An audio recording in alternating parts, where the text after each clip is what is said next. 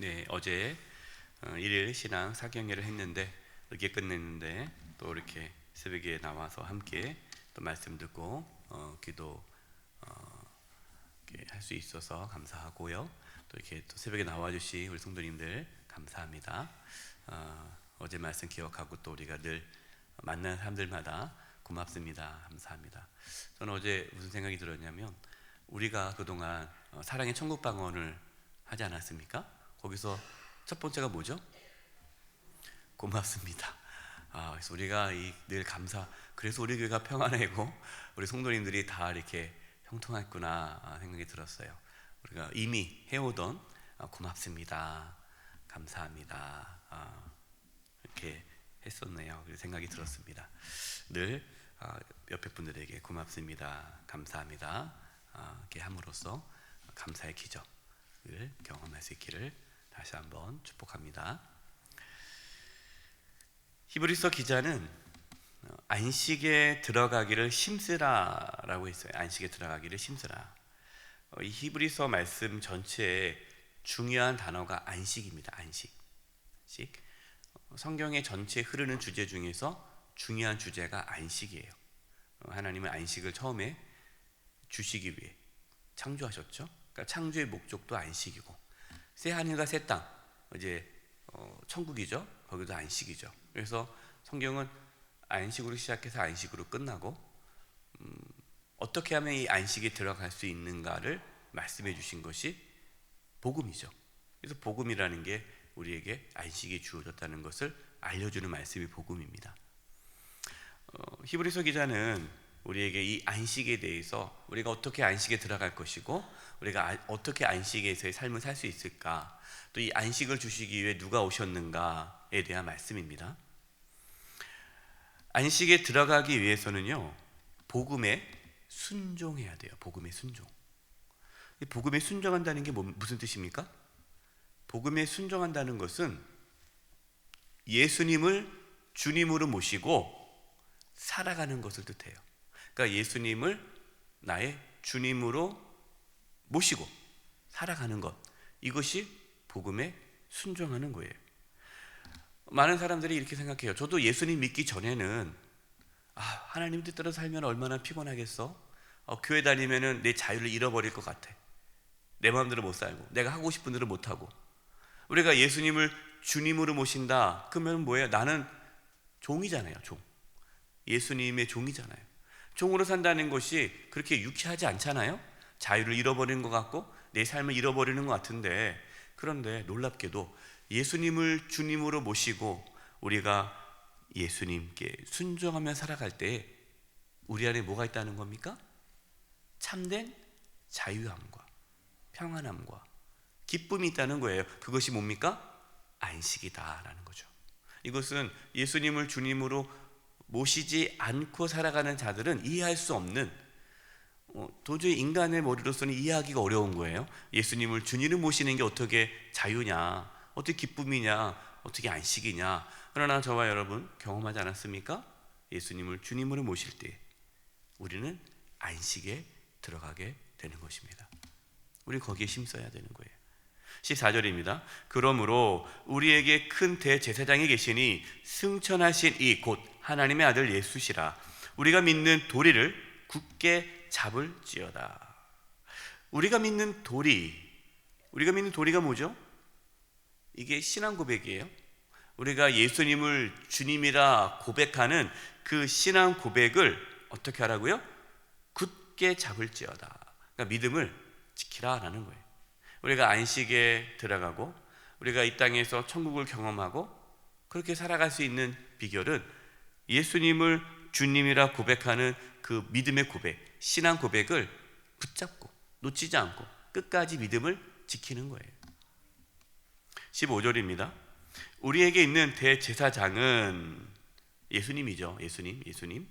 우리의 연약함을 동정하지 못하실 이가 아니요 모든 일에 우리와 똑같이 시험을 받으신 이로되 죄는 없으시니라. 예수님은 우리의 연약함을 잘 아십니다. 어떻게 잘 아실까요?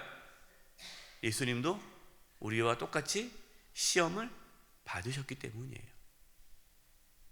예수님은 죄는 짓지 않으셨지만 예수님이 인간의 모습으로 이 땅에 오셔서 살아가지 않으셨습니까? 그래서 인간이 겪는 그러한 연약함, 죄의 유혹, 그러한 연약함에 대해서, 그 시험에 대해서 예수님이 잘 아신다라는 겁니다. 그렇기 때문에 여러분, 우리가 예수님 앞에서 괜찮은 척 하지 마세요. 뭐 이렇게 예수님 모르시겠지 하지 마시고, 다 아시니까 자신의 연약함과 죄악을 정직하게 고백하세요. 주님 아시죠? 제가 많이 연약하지 않습니까? 하면서 우리의 연약함을 고백하고 죄악을 고백할 때에 우리 주님께서 우리를 불쌍히 여기신다는 거예요. 그래서 16절입니다. 그러므로 왜 그러므로예요? 예수님이 우리의 연약함을 아시니까. 그러므로 우리는 긍휼하심을 받고 때를 따라 돕는 은혜를 얻기 위하여 은혜의 보좌 앞에 담대히 나아갈 것이니라. 우리의 힘과 의지로 안식에 들어갈 수 있습니까? 들어갈 수 없어요. 우리의 힘과 의지로 예수님을 주님이라 모시고 살아갈 수 있습니까? 그럴 수 없어요. 우리의 노력으로, 우리의 결단으로 우리가 복음에 순종할 수 있습니까? 안 된다는 거죠. 우리가 얼마나 연약합니까? 작심 3일이잖아요. 작심 3일도 긴 것 같아요. 작심 1일, 작심 1시간, 그 이후에 또 다시 내 안에 또 이렇게 나오고 불평하고 원망하고, 우리가 어제 감사에 대한 말씀을 들었지만 사실 우리가 또 불평하고 원망하는 게 또 나타나잖아요. 그래서 우리는 무엇을 얻고? 긍휼하심을 받고 때를 따라 돕는 은혜가 있어야 돼요. 그 은혜를 얻기 위해 하나님의 보좌 앞으로 담대히 나아갈 것이니라.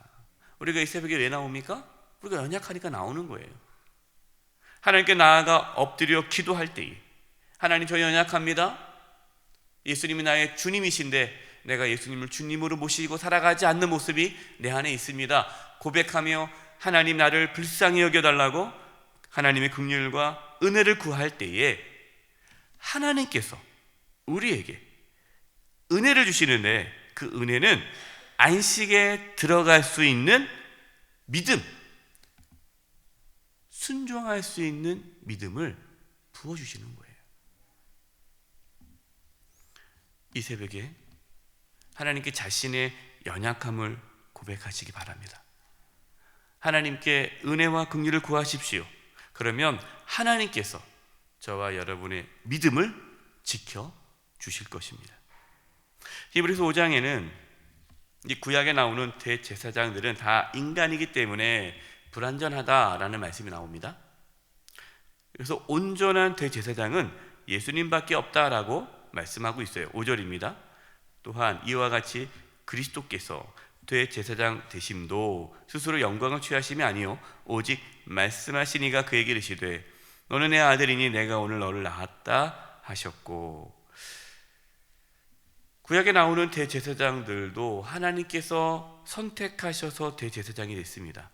그러나 그들은 사람이기 때문에 온전한 대제사장이 될 수 없었죠. 하나님께서는 예수님을 대제사장이 되게 하셨고, 예수님은 대제사장으로서, 그것도 영원한 대제사장으로서 우리와 하나님과 화목해 하는 그 일을 감당하셨습니다. 끝까지 하실 거예요. 6절입니다. 또한 이와 같이 다른 데서 말씀하시되 내가 영원히 멜기세덱의 반차를 따르는 제사장이라 하셨으니, 이게 멜기세덱이 나오는데요, 이 멜기세덱은 창세기 14장에 나오는 인물이죠.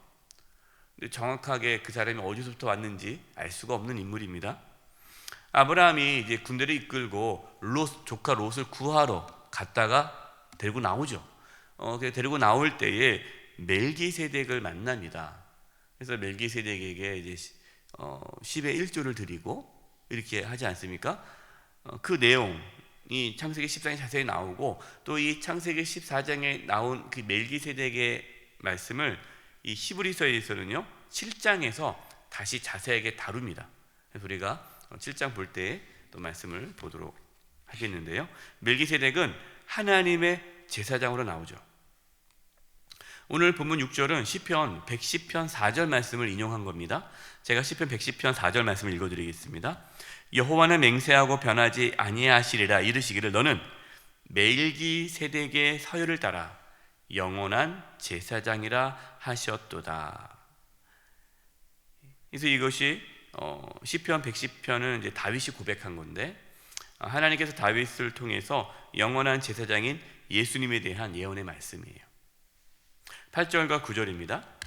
그가 아들이시면서도 예수님이죠. 예수님이 하나님의 아들이시면서도 받으신 고난으로 순종함을 배워서 9절 온전하게 되셨은즉 자기에게 순종하는 모든 자에게 영원한 구원의 근원이 되시고. 예수님은 하나님의 아들이시지만 고난으로 무엇을 배우셨다고요? 순종함을 배우셨다. 예수님께서 십자가 지신 것이 무엇입니까? 순종이에요. 그래서 여러분, 십자가는요 순종입니다. 십자가 순종. 우리도 고난을 통해서 순종을 배울 수가 있어요. 평안할 때, 잘 나갈 때, 아무 일 없을 때, 여러분 이때는요 순종을 배우기가 어렵습니다. 왜냐하면 순종할 게 없어요. 뭐 평안하고 성공행 중인데 순종할 게 뭐가 있습니까? 그런데 진정한 순종은 고난 속에서 배울 수 있어요. 고난.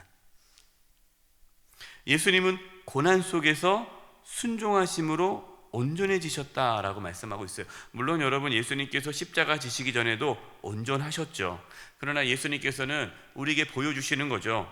우리에게 그러한 순종함으로, 죽기까지 순종하심으로, 십자가를 지는 그 순종함으로 신앙의 온전함이 무엇인지를 우리에게 알려주셨습니다. 그래서 우리의 신앙이 온전해지는 그 비결은요, 우리의 신앙이 성숙해지는 비결은 고난 가운데 순종하는 거예요. 고난은 우리에게 순종을 가르쳐 줍니다. 어떤 분들은 고난 가운데 뭐 합니까? 불평하고 원망하고, 왜 나한테 이런 일이 일어나냐고. 나는 잘 살았는데, 저 사람은 나보다 못 살았는데, 저 사람은 평안하고, 나는 열심히 하나님을 살았는데 왜 나에게 이러한 고난이 옵니까? 하고 불평하고 원망한다면 그분은 그 고난 가운데 순종을 못 배우는 거예요. 고난 가운데 순종이라는 것은 내가 어떠한 고난 가운데 있어도 예수님이 나의 주님이심을 놓치지 않는 거예요. 불평할 수 없는 거죠. 우리가 어떠한 상황에 있어도 예수님은 나의 주님이시기 때문에 순종하는 거고, 예수님을 나의 주님으로 모시고 끝까지 따라가는 거예요. 저와 여러분, 고난 가운데 순종할 수 있기를 바랍니다. 그러므로 우리의 신앙이 성숙해지기를 바라요. 오늘도 하나님의 말씀에 순종함으로, 그리고 우리가 어떠한 고난 가운데 순종할 수 있는 그 믿음을 이 새벽에 하나님께서 저와 여러분에게 부어주기를 간절히 축원드립니다. 기도하겠습니다. 하나님, 저희들 연약합니다. 부족합니다. 예수님을 주님이라 고백하지만 또 수많은 유혹과 죄악 가운데 넘어집니다. 주여, 저희를 불쌍히 여겨 주셔서 믿음을 부어주시고, 특별히 고난 가운데 순종할 수 있는 믿음을 허락하여 주시옵소서. 예수님의 이름으로 기도드립니다. 아멘.